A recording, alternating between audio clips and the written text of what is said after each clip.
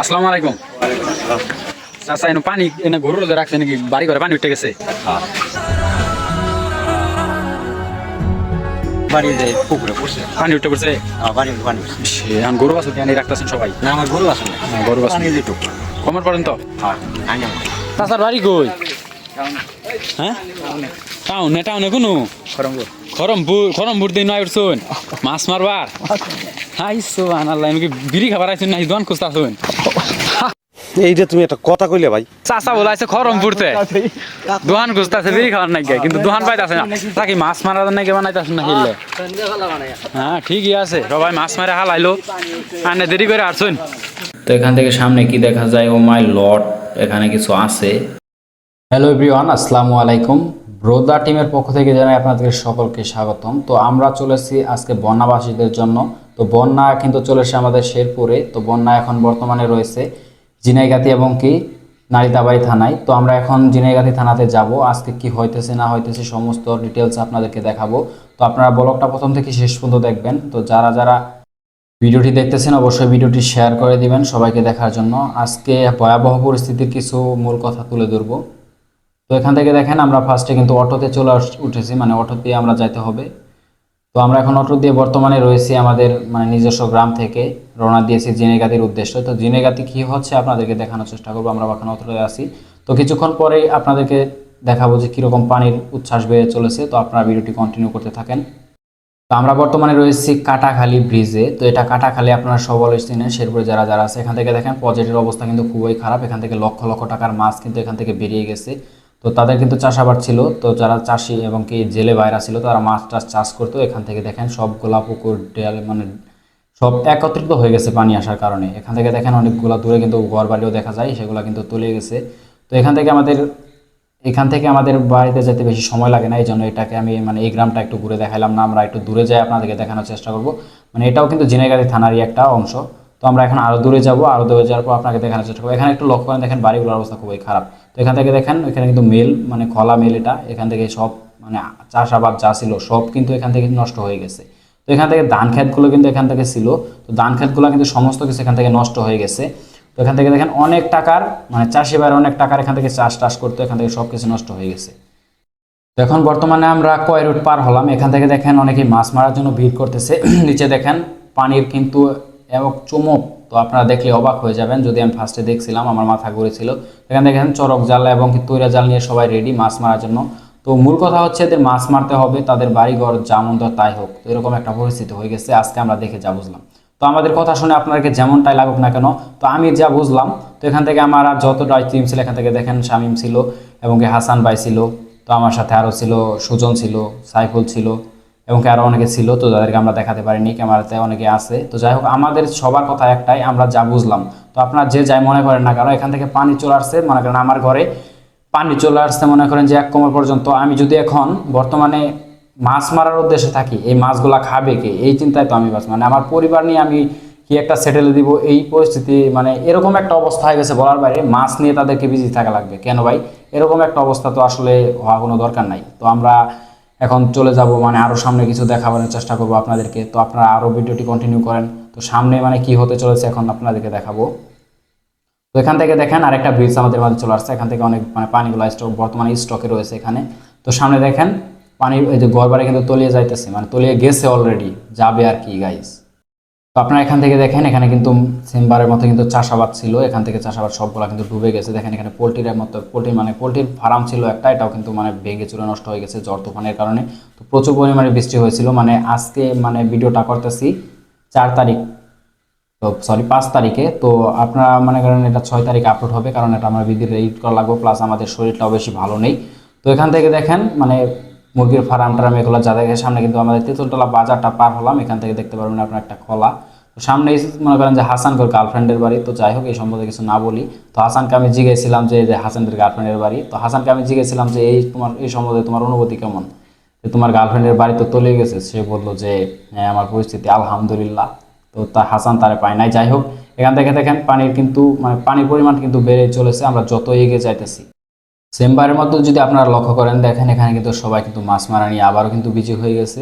তো দেখেন অনেকে জাল টানতেছে, যে যেমনি পারে মাছ কিন্তু ধরতেছে। তো দেখেন ব্রিজের নিয়ে দিয়ে মানে স্রোতগুলা সমস্ত ব্রিজের নিচ দিয়ে আসা হয়, কারণ পানি যাওয়ার একটা পথ সেটা। এখান থেকে দেখেন চাষাবাদগুলো দেখেন প্রায় ডুবে যাবে, গলা পর্যন্ত পানি চলে আসছে। এখান থেকে যদি আমরা আরও একটু সামনে চলে যাই আপনাদেরকে দেখতে পারবেন মানে পানি কি বলবো। যাই হোক, এখান থেকে যদি আপনারা লক্ষ্য করেন দেখেন চাষাবাদের অবস্থা কিন্তু খুবই খারাপ। তো তাদের কিন্তু ধান চাষ করছিল অনেক আশা নিয়ে, সেই ধানগুলা কিন্তু সঠিকভাবে তারা ফলাতে পারতেছে না।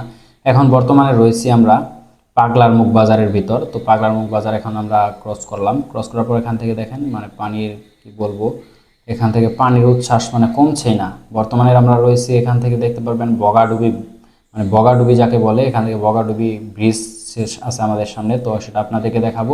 এখান দেখেন বগাডুবিকে এটা বলে। তো এখন যদি লক্ষ্য করেন দেখেন আমরা কিন্তু বগাডুবি ব্রিজে চলে আসছি। এখান থেকে বগাডুবি ব্রিজকে আপনার শেরপুরবাসী অনেকে এখান থেকে চিনেন। তো বগাডুবি ব্রিজের নিচ থেকে আমরা ভিডিওটা করতে পারিনি, কারণ আমাদের অটোটা কিন্তু এখান থেকে থামানো হয়নি। তো যাই হোক, বগাডুবির অবস্থাও খুবই খারাপ। দেখেন পানিগুলো লক্ষ্য করলে আপনারা দেখতে পারবেন মানে চারিদিকে শুধু পানি আর পানি, যার নদীর মানে এটা কিন্তু নদীর মতো একটা সিস্টেম। তো এখান থেকে মানুষগুলো কিন্তু মাছ কেনার জন্য ভিড় করতেছে।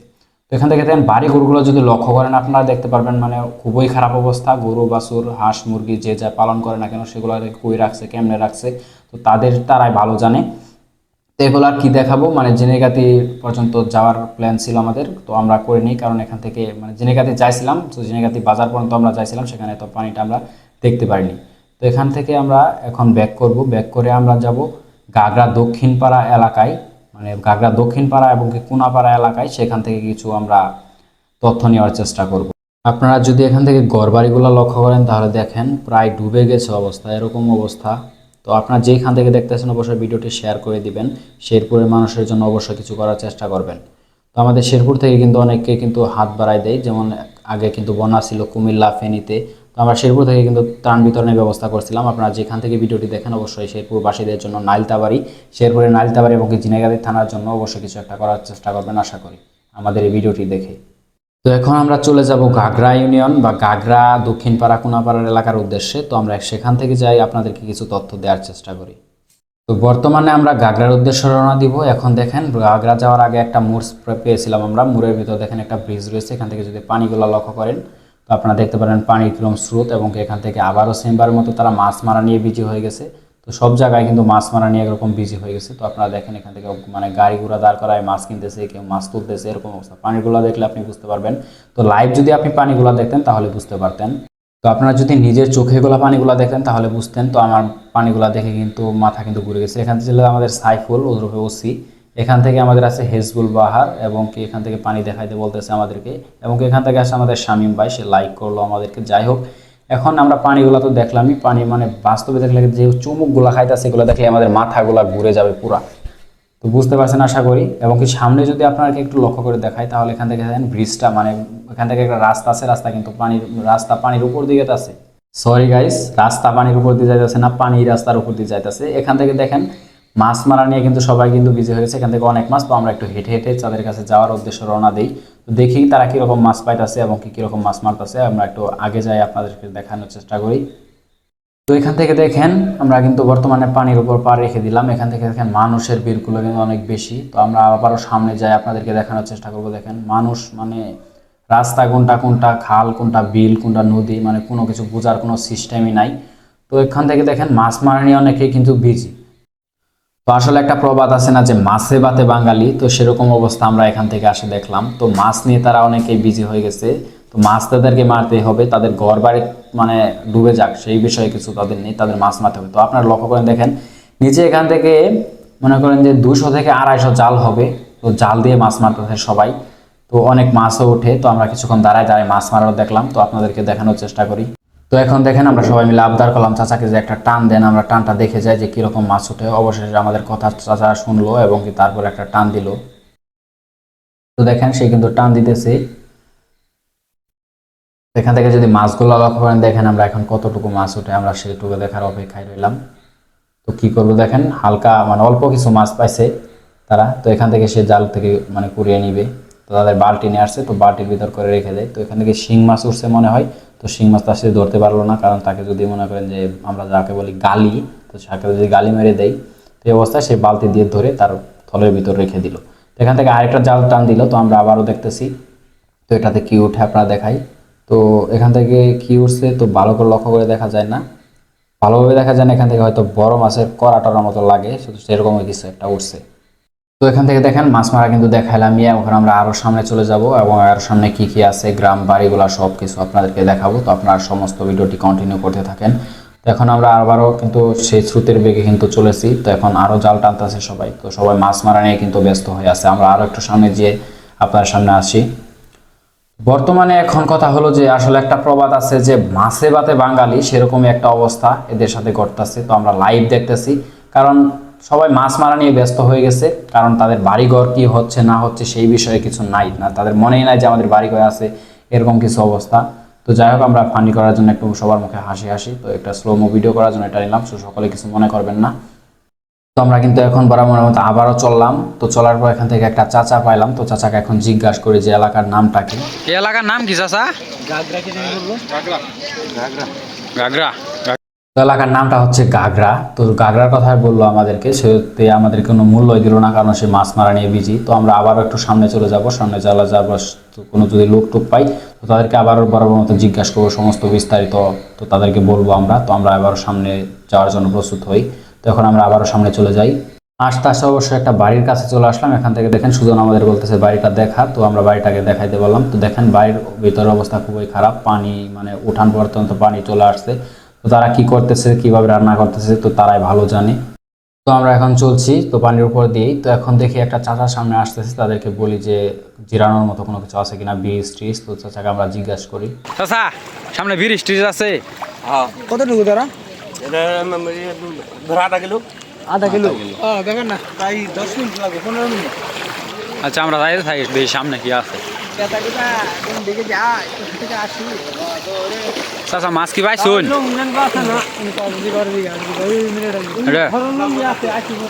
চাচা কি মাছ পাইছুন? যাইতাছুন? আচ্ছা জানি।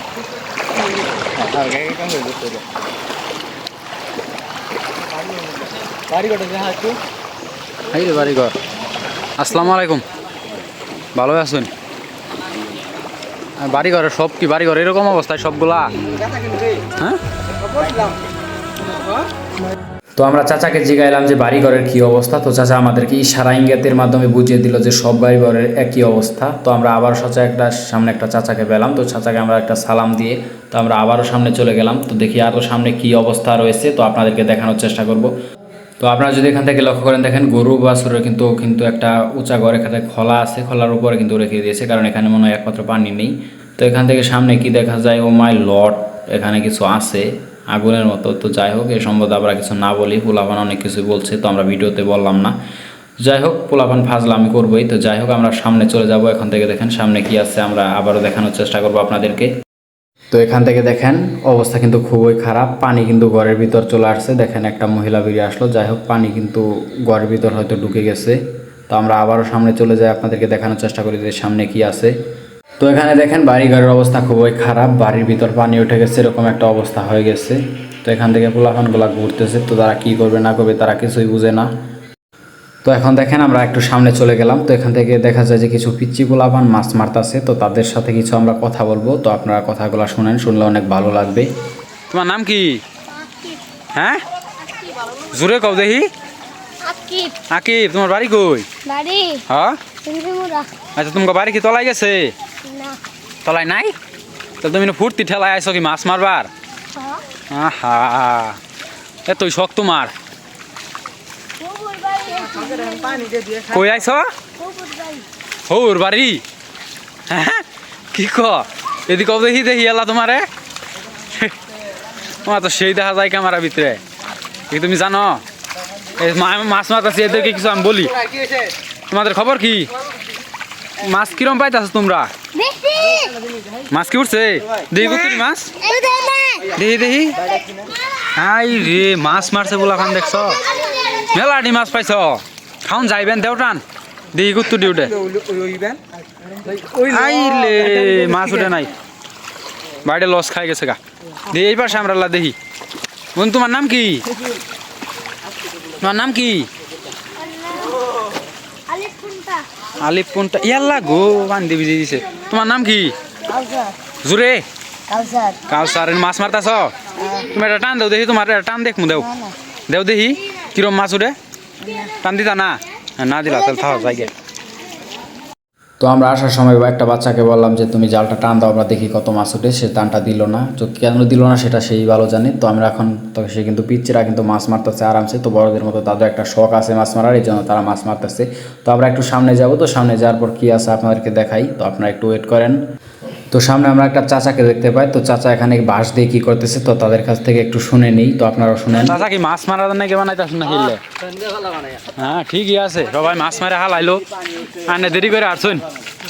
তো চাচা মাছ মারার জন্য হয়তো জাল তৈরি করতেছে। আর উপরে দেখেন কি যেন তাম্বার মতো টাঙ্গানো, তো নিচে কিন্তু গরু রেখে দিয়েছে এবং পানিগুলোর অবস্থা খুবই খারাপ। আমরা কিন্তু আমাদের বরোদা টিম নিয়ে আবারও সামনে উদ্দেশ্যে রওনা দিয়েছি এবং এখানে পানির অবস্থা খুবই খারাপ। তো আমাদের সামনে কাছে চাচা চলে আসছে, তো চাচার সাথে কিছু কথা বলি, তো আপনারাও শুনে নেন। চাচার বাড়ি কই? হ্যাঁ টাউনে টাউনে কোনো খরমপুর দিন নয় উঠছুন মাছ মারবার। হাই সোহান আল্লাহ এমনি বিড়ি খাবার আইছেন না দোয়ান খুঁজতে আসুন। এইটা তুমি একটা কথা কইলে ভাই। চাচা বলাইছে খরমপুরতে দোহান খুঁজতেছে বিড়ি খাবার নাই কিন্তু দোহান পাইতেছে না, খুবই দুঃখ খুবই দুঃখ। কারণ এটা কোন স্কুল? স্কুলের নাম কি? স্কুলের নাম হলো গাগরা দক্ষিণ পাড়া ফজলুর রহমান উচ্চ বিদ্যালয়। পানির অবস্থা খুবই খারাপ। অনেকে দেখতেছে এখানে দেখা যায় যে গরু মরু আইন এনে রাখতে দিছে, কারণ ঘর বাড়ি হয়তো পানি উঠে পড়ছে। কি করবে বেচারাদের কোনো রাখার জায়গা নাই।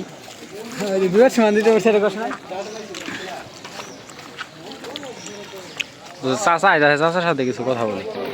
আসসালামু আলাইকুম। চাচা এনে পানি এনে গরুর যে রাখছে নাকি বাড়ি ঘরে পানি উঠে গেছে? হ্যাঁ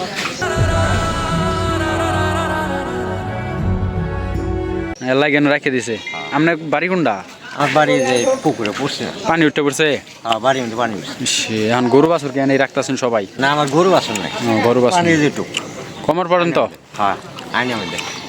ও আচ্ছা, স্কুলে কি স্কুল বন্ধ বর্তমানে? বন্ধ। বন্ধই দেওয়া লাগবে, কারণ বন্যার পরিস্থিতি খুবই খারাপ। তো আপনারা যে এখান থেকে দেখতেছেন অবশ্যই ভিডিওটি শেয়ার করে দিবেন। আর শেরপুর এলাকার নামটা কি চাচা? ঘাগড়া দক্ষিণ পাড়া। গাগরা দক্ষিণ পাড়া এলাকার জন্য জিনেগাতি থানার 1 নম্বর হাই স্কুল। তো আপনারা যে যেখানতে পারেন ত্রাণ বিতরণের ব্যবস্থা করেন। আর অবশ্যই আপনারা জিনেগাতি থানার গাগরা দক্ষিণ পাড়ার জন্য ত্রাণ বিতরণের ব্যবস্থা করবেন। তো যাই হোক, আমরা এখন পরবর্তী কোথায় যাওয়া যায় সেটা নিয়ে প্ল্যান করি।